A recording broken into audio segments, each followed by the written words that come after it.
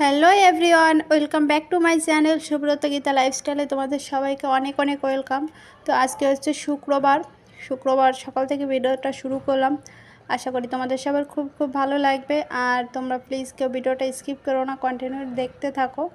আর দেখো, সকাল থেকে ভিডিওটা শুরু করলাম। এখন কিন্তু সকাল নয়, একবারে আমি যেভাবে বললাম সকাল থেকে শুরু করলাম, অতটা সকালও নয়। এখন বাজে 10টা। তো 10টা বাজে ঘুম থেকে উঠলাম। আর গতকালকে রাতে কত কাজ করেছি জানো তো? অনেক কাজ। পুরো ঘর গুছিয়ে পরিষ্কার করে রেখে দিয়েছি। ফার্স্টে তো করলাম হচ্ছে ডাইনিং রুমের কাজগুলো আগে করলাম। আর ডাইনিং রুমে দেখো, টেবিলটা আর হচ্ছে ওটাকে কী বলে, দূর ওই জিনিসটাই ভুলে যাই, থালা বাসনের একটা আর কি, ওটা এক সাইড করে রেখে দিলাম। আর ফ্রিজটা এই পাশেই থাকলো। আবার বরকে বললাম, তো বললেন না থাক, ফ্রিজটা এক সাইডে থাকুক, যেহেতু একটা বোর্ড আছে এখানে, একটাই লাইন আছে, তো ফ্রিজটা এখানে সেফ থাকবে। আর এই পাশে বোর্ডে যদি দেই না, তাহলে অনেকগুলো লাইট থাকে। আর এই পাশের বোর্ডের কানেকশানগুলো একটু সমস্যা আছে, তার জন্য বললো ঠিক আছে, ওর জায়গায় থাকুক, এ দুটো জিনিস সরিয়ে দেখো কেমন হয়, তারপরে ওটা করো। তো যে কথা সেই কাজ, ওটাই করলাম। তো তারপরে চলে গেলাম ছোটো রুমটায়। ছোটো রুমে সমস্ত কিছু গুছিয়ে খাটের নিচ টিচ পরিষ্কার করে, ওয়ার্ড্রোব সরিয়ে ওয়ার্ড্রোবের নিচের সমস্ত ময়লা ধুলোবালু যা যা ছিল, টুকিটাকি অনেক জিনিস ছিল, তো সবগুলো গুছিয়ে বের করে পরিষ্কার। তারপরে ঢুকলাম বড় রুমটা অতটা ময়লা পড়েনি, যেহেতু 2 দিন আগে পরিষ্কার করা হয়েছিল, তার জন্য আর কি। আর কি বলবো, এই সব করতে করতে আমার রাত 1টা বেজে গেছে। আবার তো রান্নাঘরে কাজগুলো বাকি রয়েছে, রান্নাগুলো অনেক থালা বাসন ছড়িয়ে ছিটে সব কিছু ছিল, এগুলো পরিষ্কার করলাম। তো তোমাদের যদি ভিডিও করার আগে তোমাদের দেখাতে পারতাম রান্নাঘরটা, তাহলে বুঝতে পারতে রান্নাঘরে কী অবস্থা করা ছিল। তো বিকালবেলার থেকে সমস্ত থালা বাসন জমে গেছে, একটা একটা করে অনেকগুলো হয়েছিল। তো একটা একটা করে ঘরের কাজ কমপ্লিট করে লাস্টে যে রান্নাঘরটা পরিষ্কার করলাম। তো তারপর হাত মুখ দিয়ে ফ্রেশ হয়ে আমার আস্তে আস্তে 1টা বাজে। তো এগুলো আমি করছিলাম একা। আর ওইদিকে অনুশ্রীর বাবা দুইজনে টিভি দেখছে, মোবাইল দেখছে, এই করছিল। তো যাই হোক, সব কিছু করে ঘুমিয়েছি প্রায় 3:30 বাজে আর কি। ঘুম আসতেছিল, যেহেতু অনেকটা দেরি করে শুতে গেছি, তার জন্য আরও ঘুমটা অনেক দেরি করে এসেছে। তো লাস্টে যে 3:30 বাজে ঘুমিয়েছি, আর সকাল 10টা বাজে উঠেছি। তো যাই হোক, সকালের কাজ তো আর কোনো সেইভাবে করতে হয়নি, সব কিছু টিপটপ গোছানোই ছিল, সেটা তোমাদের সাথে শেয়ারও করেছি। আর তোমাদের সাথে যতটা শেয়ার করেছি, তার থেকে বেশি আমার কষ্ট হয়েছে কাজটা করতে, জানো তো? অনেকটা সময় ধরে করেছি, গুছিয়ে গুছিয়ে সুন্দর করে। তো এরকমটাই তো হয়, ক্যামেরায় যতটা দেখা যায় তার থেকে 3 গুণ কষ্ট করতে হয় সংসারের কাজের জন্য। তো যাই হোক, ওদিকে দেখো সকালবেলা ভিজা জামা কাপড়গুলো বের করে নিয়ে আসলাম। তো চলো, জামা কাপড়গুলো তো নাড়া হয়ে গেল, এখন বাসায় দেবো। বাসায় যে রান্না বসাবো, সব কিছু কেটে কুটে গুছিয়ে রেখে আসলাম। এখন গিয়ে শুধু রান্নাটা বসালে হয়ে যাবে। আর গরম কেমন লাগতেছে জানো তো? মেঘলা মেঘলা, তার ভিতর গরম, কি বলবো আর। গতকালকে তো এত বৃষ্টি হলো, প্রচুর বৃষ্টি হয়েছে। আর কিছু জামা কাপড় দিয়েছিলাম, তো ওগুলো হালকা একটু শুকিয়েছিল, হালকা, বেশি না আর কি, বাতাসে যতটুকু শুকিয়েছে ওটুকুই। তারপর তো ঝুমঝুম করে বৃষ্টি নামলো, বারান্দায় রাখতে পারিনি, এতটা বৃষ্টি হয়েছে, বারান্দায় কাদা জলে পুরো ভরে গেছে। তো তারপরে রুমের ভিতর গ্রিলে দিয়ে রাখলাম জানলায়, সেটা তো তোমরা সকালে দেখতে পেয়েছো। তো ওটাতেই ফ্যানের বাতাসে হালকা একটু শুকিয়েছে। তো সকালবেলা ভাবলাম একটু দিয়ে আসি, তারপর বর বললো যে না, আজকে আবার মেঘলা মেঘলা ওয়েদার, বৃষ্টি হতে পারে, শুধু শুধু টানাটানি করতে হবে না। তো এখন দেখলাম একটু রোদ বেরিয়েছে, তো ভাবলাম কি দিয়ে আসি, যতটুকু শুকাক। আর আমি রান্নাটা বসাই, রান্নাটা করতে থাকি। আর আজকে আমার শ্বশুর আসতেছে, একটু দেরি করে রান্নাটা বসাচ্ছি, আস্তে আস্তে বিকাল হয়ে যাবে। তো চলো, রান্নাবান্নাগুলো বসিয়ে দিই, পরে দেখা হবে, সঙ্গেই থেকো। ওদিকে জামা কাপড়গুলো শুকাতে থাকুক, ভালোই রোদ আছে। আর এদিকে দেখো, সবজি কেটে নিয়েছি, কাঁকরোল কুচি কুচি করে কেটে নিলাম। তারপর এটাকে কী বলে, ঢ্যাঁড়স কেটে নিয়েছি। আর হচ্ছে লাউ শাক আর আলু কেটে নিলাম, সাথে এই যে চিংড়ি মাছটা ভিজিয়ে রাখলাম, তো এটাতেই তরকারি হবে। তো তারপর আর কোনো ভিডিও করিনি, যেন ধ্যান দিয়ে রান্নাটা করে নিলাম। আর যেহেতু কাজের চাপ কম আছে একটু, তো তার জন্য আর কোনো ভিডিও শ্যুটও করিনি, আর কোনো কাজও করিনি, শুধু রান্নাটা টিপটিপ করে সুন্দর করে করছিলাম। আর মাঝে 2বার ছাদে গিয়েছি, জামা কাপড়গুলো একটু উল্টে দিলাম, যেহেতু ভিজা ভিজা ছিল। তো একটু ঘন ঘন করে উল্টে দিলে তাড়াতাড়ি করে শুকিয়ে যাবে, কারণ মেঘের অবস্থা ভালো না, আজকেও আকাশটা পুরো মেঘলা মেঘলা হয়ে আছে, তার জন্য আর কি।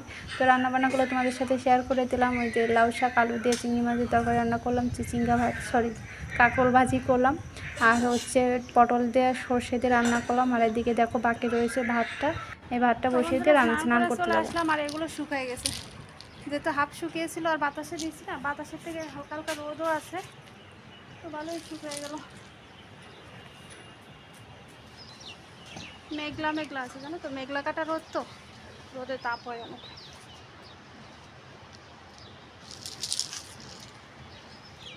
এগুলো সরিয়ে রাখবো, আবার কিছু নিয়ে আসলাম, স্নান করে জামা কাপড়, তারপর রান্না করে তেনা লুচ নিয়ে এগুলো দিয়ে দিলাম রোদ দেখে। রোদ দেখলে মন চাই ধুতে, জানো তো। ভাবিকে যাক ধুয়ে দিই, রোদ উঠছে যেহেতু শুকিয়ে যাবে, ঘরে বসে ময়লা হবে। তো চলো, এক হাতে নাড়া যায় না, নেড়ে দিই, তারপরে হাঁপাই গেছি। জামা কাপড়গুলো নেড়ে দিয়ে এখন ভাবলাম কি একবারে ফুলটাও তুলে নিয়ে যাই, পুজোটা দিয়ে দেবো। এখান থেকে গিয়ে একটু সিঁদুরটা পরে তারপরে পুজোটা দিয়ে নেব। অনেকগুলো ফুল ফুটেছিল, মনে হচ্ছে দিদি তুলে নিয়ে গেছে।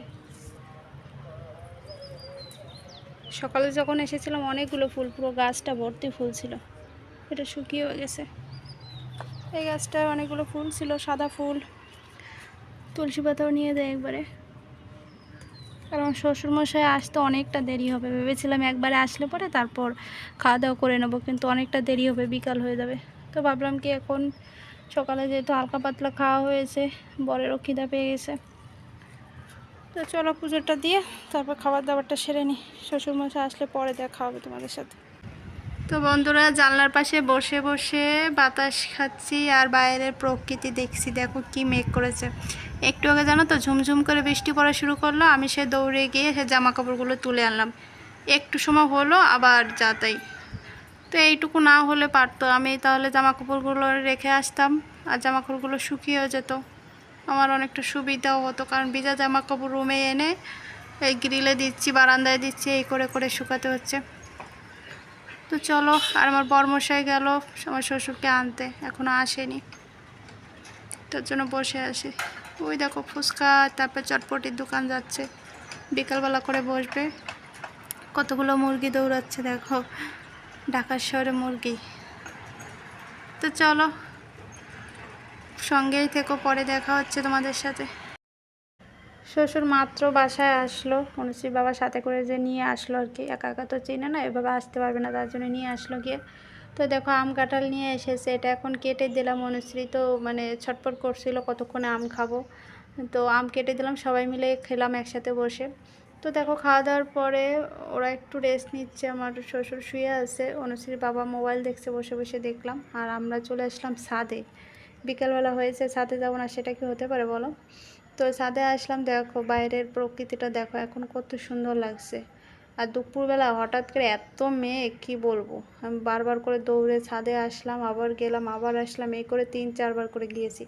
তো যাই হোক, দেখো বাইরের ওয়েদারটা কত সুন্দর, মিষ্টি ওয়েদার। তো অনেকটা সময় ছাদে থাকবো, একটু ঘোরাঘুরি করব, কথাবার্তা হবে, আড্ডা হবে, দিদিরা আছে, তো সবাই মিলে একটু কথাবার্তা বলে নিই, গল্প গুজব করি, তারপর দেখা হবে তোমাদের সাথে, ঠিক আছে। আর এটা হচ্ছে কি জানো তো, গুয়ামরি গাছ, দেখো খেয়ে দেখছিলাম এটা ঠিকঠাক হয়েছে কিনা, পরিপক্ক হয়েছে কিনা, কিন্তু এখনও এটা হয়নি, আর একটু বড় হলে পর তারপর ঠিকঠাক খাওয়া যাবে আর কি, কচি অনেকটা এখনও দেখেই বোঝা যাচ্ছে। আর তুলসী গাছগুলো দেখো। তো বন্ধুরা দেখো, এখানে জাম মাখার প্রস্তুতি চলছে, এর ভিতর দিয়ে লবণ মরিচ দিয়ে তারপর মাখানো হবে। সব কিছু শেয়ার করবো তোমাদের সাথে, দেখো। দাঁড়াও দাঁড়াও, সব যদি আগে। তো এখানে দেখো তো ছাদে একটা আম গাছ আছে, সেই আম গাছের নিচে বসে আমরা জাম মাখা খাচ্ছি, অদ্ভুত তাই না বলো। তো চলো জামটা মাখিয়ে নিক, তারপর কেমন টেস্ট হয়েছে সেটাও তোমাদের জানাবো। বছরে প্রথম জাম মাখা, লবণ কম। লবণ তো বেশি হয়েছে আরো। কম হয়েছে। কম হয়েছে আমার কাছে, আমি দেখি লবণ বেশি খাই, আমার কাছে একটু ডাক দাও, খুব টেস্ট।